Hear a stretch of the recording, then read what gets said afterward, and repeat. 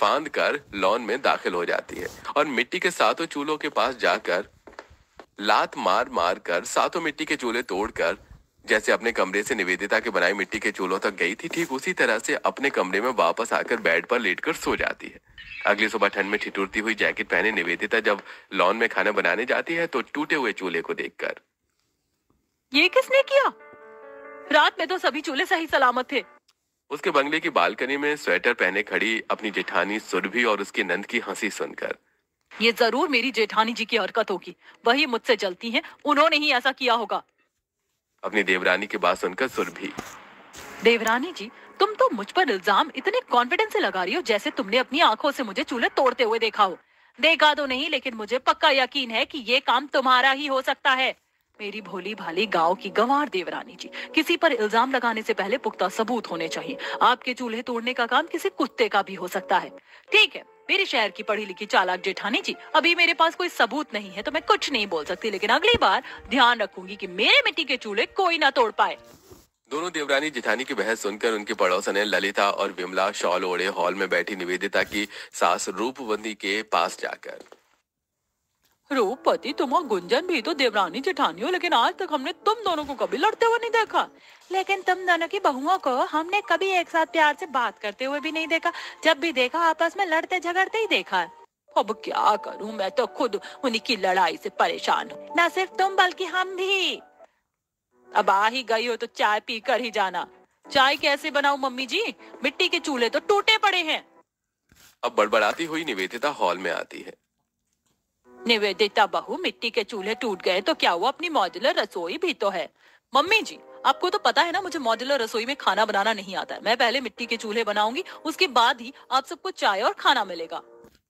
गुस्से में बड़बड़ाती हुई निवेदिता स्टोर रूम में जाकर गेंती, फावड़ा और तसला ले आती है और लॉन के एक कोने से गेंती से मिट्टी खोदकर फावड़े से मिट्टी तसले में भरकर टूटे हुए चूल्हे के पास लाकर इकट्ठा करके उसे मिट्टी में चावल की भूसी और पानी मिलाकर फावड़े से मिक्स करने लगती है।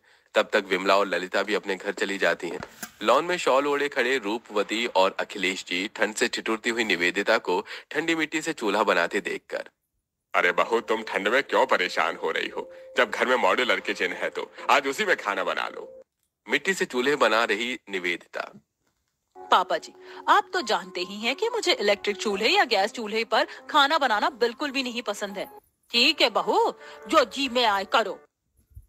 अखिलेश जी और रूपवती जी वहां से हॉल में चले जाते हैं। उनके जाने के बाद निवेदिता अपने बंगलों की बालकनी में खड़ी सुरभि और सीमा की बातें सुनती है। कुछ लोग कुत्ते की दुम की तरह होते हैं, जिन्हें जितना चाहे सीधा करने की कोशिश की जाए वो रहते टेढ़े के टेढ़े ही हैं, जैसे कि मेरी देवरानी। उन्हें कुछ भी समझाने की कोशिश करना बेकार है। वो गांव की गंवार जो है। 4 किताबें पढ़ लेने से और शहर में पैदा हो जाने भर से कोई समझदार नहीं हो जाता। भाभी जी, अब मैं चलती हूँ, मुझे रियाज करना है। निवेदिता को ताना मारकर उसकी जेठानी और उसकी नंद बालकनी से चली जाती है और निवेदिता सुबह से शाम होने तक जब तक उसके सातों चूल्हे नहीं बन जाते वो लॉन से एक सेकंड के लिए भी नहीं हिलती। सुबह से शाम तक चूल्हे बनाने के कारण निवेदिता को ठंड में भी पसीना आ जाता है और पसीना पोंछती हुई निवेदिता, मैंने तो चूल्हे बना लिए और आज रात का खाना भी सातों चूल्हों पर बनाऊंगी, लेकिन मैं भी देखती हूँ कि तुम्हारे घर पर आज इलेक्ट्रिक चूल्हा कैसे जलता है, जेठानी की बच्ची। पसीना पोंछती हुई और मिट्टी से सनी निवेदिता हॉल के अंदर जाती है तो सोफे में बैठे उसके सास ससुर, बहू, तुम सुबह से चूल्हे बना रही हो, थक गई होगी, आज तुम आराम करो। दोपहर की तरह ही रात का खाना भी होटल से मंगवा लेते हैं। नहीं मम्मी जी, खाना तो मिट्टी के सातों चूल्हों पर ही बनेगा। बोलते हुए निवेदिता अपने कमरे में जाकर कमरे से अटैच्ड बाथरूम का गीजर ऑन करके गर्म पानी से नहाकर जल्दी से साड़ी और जैकेट पहनती है और लॉन में आकर मिट्टी के सातों गीले चूल्हों के बीच सूखी घास रखकर आग लगा देती है। ये हो गया खाना बनाने का इंतजाम। अब मैं अपनी जेठानी का भी कुछ इंतजाम करती हूँ। सुबह वो बहुत उछल रही थी ना।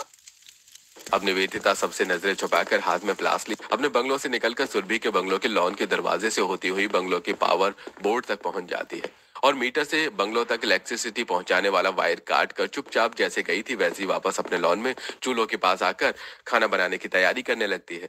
जिस वक्त निवेदिता ने कनेक्शन कट किया था उस वक्त सुरभि किचन में इलेक्ट्रिक चूल्हे पर सब्जी बना रही थी। तभी पावर कट होते ही, ये क्या हुआ, इस लाइट को भी अभी जाना था। अब मैं खाना कैसे बनाऊंगी? तभी खिड़की से आती हुई बल्ब की रोशनी देखकर, पड़ोस में तो लाइट है, फिर हमारे यहाँ लाइट कैसे नहीं है? कहीं ये किसी की साजिश तो नहीं है? सुरभि का शक अपनी देवरानी की तरफ था। वो जब तक हॉल में अपने पति सास ससुर के पास आती तब तक सीमा ने मोमबत्ती जलाकर उजाला कर दिया था। अरे एक तो वैसे भी इलेक्ट्रिक चूल्हे में खाना बनाने में बहू इतनी देर लगा देती है, ऊपर से ये लाइट भी न जाने कब तक आएगी। जब तक इलेक्ट्रीशियन नहीं आएगा तब तक लाइट भी नहीं आएगी पापा जी। तुम कहना क्या चाहती हो बहू? बालकनी में चलकर खुद ही देख लीजिए पापा जी। सुरभि सभी घर वालों को बालकनी में ले जाती है, जहां वो लोग देखते हैं कि मोहल्ले के सभी घरों में जलती हुई लाइट है। अब आप सब लोग समझे, ये जरूर किसी की साजिश है, लाइट कट करके हमें परेशान करने और भूखा रखने की। ऐसा कौन कर सकता है भला? उनके बालकनी में आने से पहले ही सूखी घास